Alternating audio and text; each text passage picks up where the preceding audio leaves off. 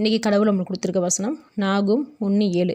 கர்த்தர் நல்லவர், இக்கட்டு நாளிலே அரணான கோட்டை, தம்மை நம்புகிறவர்களை அறிந்திருக்கிறார். இந்த வசனத்தை கொண்டு கடவுள் நம்மகிட்ட என்ன சொல்கிறத பார்ப்போம். இந்த வசனம் எல்லாருக்குமே தெரிஞ்ச வசனம் தான்.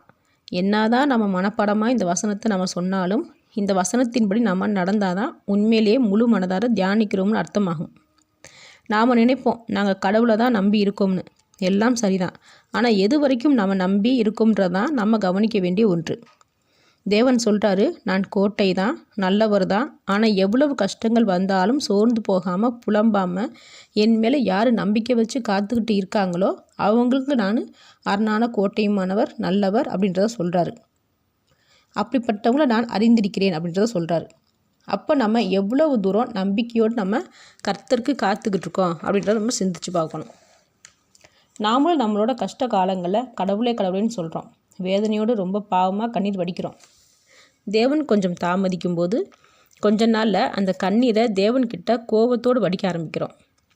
அப்புறம் கொஞ்ச நாள் கழித்து கண்ணீர் விடாமல் கோபத்தை மட்டுமே தேவன்கிட்ட காட்டுறோம். அப்புறம் இன்னும் கொஞ்ச நாள் கழித்து கோபத்தையும் தாண்டி போய் தேவனை வெறுக்க ஆரம்பிக்கிறோம். அதுவும் தாண்டி போய் தேவனை கடைசியில் மறக்க ஆரம்பிக்கிறோம். அதுவும் தாண்டி போய் தேவனை நினைக்கிறதே இல்லை. கடைசியில் நம்மளோட இஷ்டத்துக்கு தேவனுடைய ஆலோசனை இல்லாமல் வாழ ஆரம்பித்து மொத்தமாக அழிஞ்சு போயிடுறோம். இதுதான் நம்ம கடவுள் மேலே வச்சுருக்க நம்பிக்கையா? இல்லை. எவ்வளவு நாள் ஆனாலும் எவ்வளவு கஷ்டம் வந்தாலும் நம்பிக்கையோடு எரிச்சல் படாமல் சாந்தத்தோடு பணிவோடு தேவன் செய்வார்னு நம்பி காத்துக்கிட்டு இருக்கிறவங்களுக்கு தான் தேவன் நல்லவர், அரணான கோட்டையுமானவராக இருப்பார்.